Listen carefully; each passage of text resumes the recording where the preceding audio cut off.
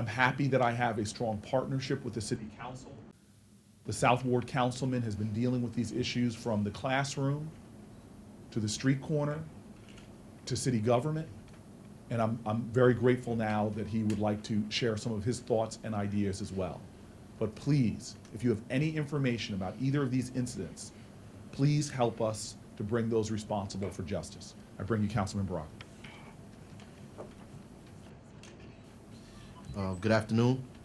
I'd like to thank the mayor of our great city, Mayor Booker, Newark Police Department, Director Demaio, Chief Coley, Captain Venable of the South, for the fine work that they are doing and what they've done in terms of bringing some modicum of justice to the family that was victimized on Bergen and Renner, involved in the shooting there in a bodega that is actually maybe 100 yards from my house. So I am very grateful. You know, I went home in the snowstorm and my street was blocked off. And so I was very concerned about a shooting that took place around the corner from my home. So I am more than grateful that the police department acted swiftly and have some folks in custody. You know, I also want to reiterate what the mayor said and take this time to ask the community to get involved. And if you know any information about the shooting that took place on Bergen and Renner or the shooting that took place at IHOP or any of the shootings that are taking place in our city, to come forward and cooperate with the police department, cooperate with your elected officials, to say the things that you need to be said and make sure that their justice is brought to this community and brought to these families. And so the $10,000 reward is a good thing, but we should also be doing this because we collectively want to make sure that our city is a better place for us to live. I do think that this is an opportunity for us to talk about the kind of illegal guns that find their way in our communities, and ask that, you know, the governor of our state and the elected officials that are in Trenton and that are in Washington, D.C., work harder to begin to put pressure on these gun lobbies and gun manufacturers to make it impossible for these guns to reach the hands of minors in our city that are creating havoc in our neighborhoods and amongst our families. We need to put pressure on them and not be silent and not be quiet around this whole issue around gun control. We need to be very loud and very vociferous about our opinions as it relates to the deaths of our people in these communities by illegal guns that find their way to our neighborhoods and our streets. On the council, I think that I am going to try to explore once again some ideas around some of these establishments that are 24 hours, that stay open past 12, maybe a public-private partnership or anything that we can think of, because I know the businesses don't want any undue hardship to begin to put armed guards or special police officers in establishments that stay open past 12, past 1 o'clock in the morning. I think it would be helpful to the community. It would be helpful to the establishment, and I think it would make people feel safer in their neighborhoods and in their home. Thank you. All right, at this point, I'd like to answer any questions for myself or Councilman Baraka. If there are questions for, obviously, our police chief and our police director, they are here as well. I just want to caution you that both of these cases are in progress right now. We can release very little information about the details. Basic information on the Bergen and Renner arrest. Basic information on the Bergen and Renner arrest, gender or age of the suspect, what are the charges, how'd you find him or her?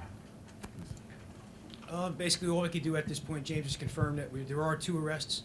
The investigation is still active, it's still moving forward, and there's still a lot to be done with it, so we don't want to go any further than that. We do have 2 arrests of 1 adult and 1 juvenile. Could you give us any granularity on the nature of the weapons that have you recovered them? Do you know that they're illegal? Because it really helps to tell the story if we can get specific. I just want to give a broad comment, just to your point, and then I really do want to get specific. I need to get the exact number, but as mayor, there have been thousands of guns fired off since I've been mayor. Thousands of gun firings. Now, all of them, now that we have a audible detector, we can identify where they are pretty instantaneously. So now we know, actually, once we get that technology, we saw that guns were being fired off that didn't result in anybody even calling the police about them. And so the gun problem in Newark, and it's not just Newark, I've talked to other cities that have used this technology. There are guns being fired off in America in ways that we never even understood the gravity and the degree of it. Of the guns that we've recovered that have been involved in crimes, all of them, let me repeat, that to my knowledge, and we've done some research, and again, all of them except for one, where a correctional officer used her sidearm in a tragic, tragic incident of a murder-suicide, all of them have been illegal weapons. So please understand, we have not, to my knowledge, and the police director who's got 20 years of experience can correct me if it's in his experience, but in my time as mayor, I do know of not one time where an individual bought a gun legally and then used it in a crime in our city.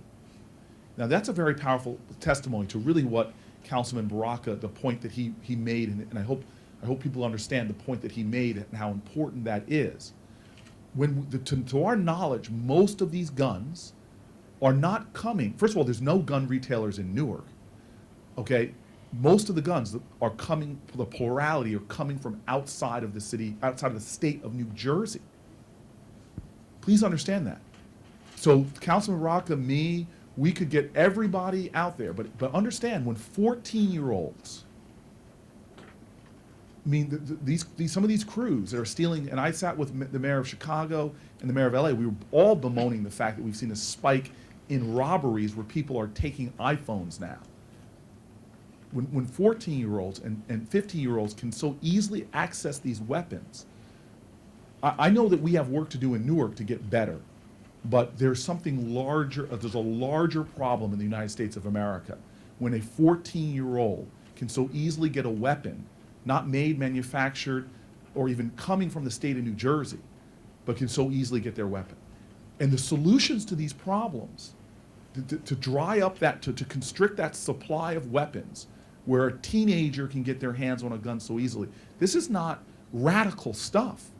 The solutions to these problems are actually endorsed by the majority of Americans, upwards of 90%, over 80% of gun owners agree on simple things that would stop the straw purchasers, that would stop the secondary markets, the gun shows, the internet sales to people who are criminals. And don't tell me this doesn't work.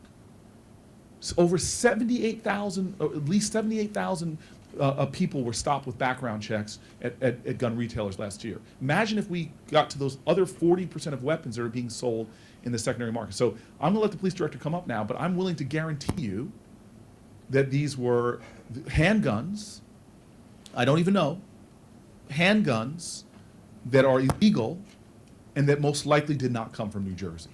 Police director. Well, in both of these particular incidents, it was the weapons that were used were handguns. I'm not going to count on the caliber or types of weapons, and the weapons have not been recovered as of yet. But just to echo what the mayor was saying, if we look at all of our guns that are recovered in a given year that are used in a crime, the ones that are not just in someone's possession, but ones that are used in a crime, none of those guns are guns that were purchased legally by the person that's carrying them and then commits a crime. We haven't had any incidents like that here in Newark. And the vast majority of our guns are all coming from outside the state of New Jersey. The only time that we see a gun that was purchased here in New Jersey and we make an arrest, it's when the gun is stolen. It was taken in a burglary from someone's home and then it winds up out in the street. But our guns that are being purchased legally and properly here in the state of New Jersey are not being used in crimes. As a quick follow-up, have you done the work to take the provenance down to see if it's the I-95 Virginia scenario that we heard so much about, where it's states that have much more lax procedures? Well, that's where our guns are coming from. We track every gun that we recover here in Newark. We work collaboratively with the ATF, and our guns are coming from Pennsylvania, from North Carolina, Virginia, Georgia. They're all coming from the southern states or Pennsylvania. Mayor, you just actually touched on it, but what would you like to see with these new? You talk about it being a nationwide problem. What would you see with the? What would you like to see with the new federal gun safety? Okay, so legislation? let me go. I'm sorry. Please finish your question. Another separate question. So I'll take one at a time, if I may. So first and foremost, let's just talk about assault weapons. And again, I rely a lot on Chief Coley, Sammie Demaio, and some of the other veterans that are with me. And so this is what I know from the Newark perspective. When there was an assault weapons ban, you did not see these weapons on the street. And in fact, Sammie, I'd like for you to come forward and just reiterate this, because these are the professionals. When we had an assault weapons ban, you did not see these weapons on the streets. We've made raids now to gun storehouses of weapons. One near where I used to live on High Street and Spruce, where the weapons that we saw. I'll never forget what Sammie said to me. I've never in my 20+ years, actually kind of older, so maybe 40 years, never in the decades that I have on the force have I seen these kind of weapons. This is what you see. This is a quote from the director. This is what you see in a war zone. In a war zone. So I know the data, and I've said this publicly, that assault weapons make up a very small fraction of the shootings, but the South Ward councilman can testify. When they are used, they reap havoc. We had a period a couple years ago where in one day we had 13 people shot. And it happened, one was just a street corner where somebody sprayed one of these weapons.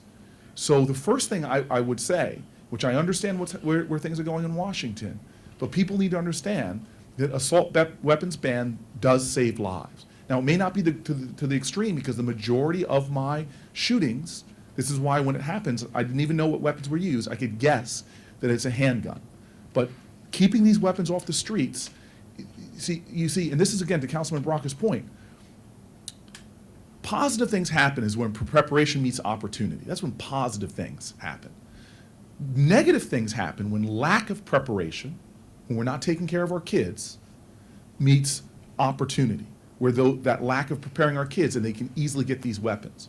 We are asking for in the United States disasters that would make what happened in Connecticut seem small. Remember what the Mumbai terrorist attacks, they were all using these automatic weapons. They're so easy to get. The wrong person getting these weapons that would plot something larger, walking into a New Jersey mall, or we're asking for that to happen unless we take steps to make these things so much harder to get. So that's the first point I want to make in terms of legislation that we in Newark need to see, because I know from the experience of law enforcement professionals that during that period we had an assault weapons ban, those weapons were drying up in our community, not found. When that gate was opened up, those weapons flowed into our communities again. Now, thankfully, it's harder to hide a rifle, an assault weapon, and so the weapon of choice still is handguns. But we're creating an environment where lack of preparation, lack of prevention is going to meet opportunity, and we're going to see something big again in the United States. The second thing are these things that now I'm into the field where you get the majority of gun owners just agree on. And so these are making straw purchasing more difficult, increasing penalties for straw purchasers, closing down secondary markets, forcing people to do background checks for any weapons. And by the way, to buy a car and to drive a car in the United States of America, you got to register, give up all kind of information, everything like that. To buy a gun, go on the internet, buy a gun. So I don't understand we Americans who submit ourselves to registrations, background checks for all these things that we do, okay, but we don't do that for a weapon that can cause mass destruction. So that's a whole nother field of laws that are still up and alive in Congress that we need to see passed. But if I can, it really prompt Director Demaio, who has a lot more experience in law enforcement, just what has he seen when he was a police officer during the assault weapons ban and after? I think that's important color for you all to hear. Yeah, the mayor's right on point with that. When the ban was in place, we certainly saw a reduction in those weapons being out in the street. Once the ban was lifted, I think it became, it was something that was now brought to people's attention, and more people went to the south and bought what we saw here in the streets of Newark were AK-47s and SKS assault rifles. And when we started to see those weapons being used in shootings here in our city, I mean, it was alarming. Like the mayor said, the devastation that's caused from a shooting that's done with that type of weapon is tremendous. It's and that's where you start to get into where it's not just the intended target that's being struck by gunfire, but also you have innocent bystanders as well. You want to add anything to that, Councilman Baraka? No, I think that what's absolutely being said is right on point.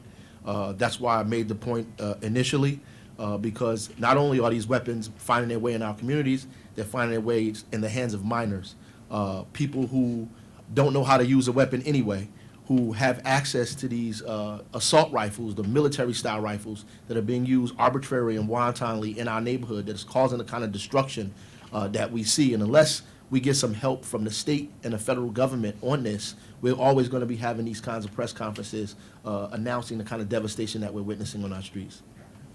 And the other thing I just want to add to Councilman Baraka, he's making good points. So I've watched too many shootings. We catch a lot of these on film. And it is gruesome. But when you see even the way these are weapons, as Councilman Baraka said, they don't even know how to use them. I mean, we have more misses than you can imagine, because you see the people don't understand the recoil. You see people who, these are weapons way out of the training skills or whatever. Kids are getting their hands on weapons that are just so destructive. And Director Demaio, how many times a month do we probably get, and this is something would be interesting to write about, self-inflicted wounds. I don't, you guys have never done a story on the number of, the outrageous number of criminals who think they're going to be, bad, and go out there and shoot themselves. It happens a ridiculous amount of time. And I have conversations whenever there's shootings with this director, and he'll just say to me, "We're going to get this guy because he shot himself. He shot himself." I mean, that's how these weapons are so not ready to be on the streets of the city of Newark and in people's hands. Yes. Mayor and the director as well. Just a point of clarification. Director, you mentioned a juvenile was among those arrested, and the mayor, you said you used 14-year-old a few times. Is that No, in we're not any way? really. Okay. I'm just being generic. Okay. And let me tell you why I'm being generic. Because we, in this year alone, and these ring in my head, when we catch a carjacking crew, and they're 14, 15, and 16-year-olds. Nobody even over that. When we catch people that are we had spike in our downtown crimes of people robbing people of their cell phones, looking for the iPhone, and they're teenagers. So it's amazing to me that how quickly, and Councilman Baraka said this, and he's right, how quickly our police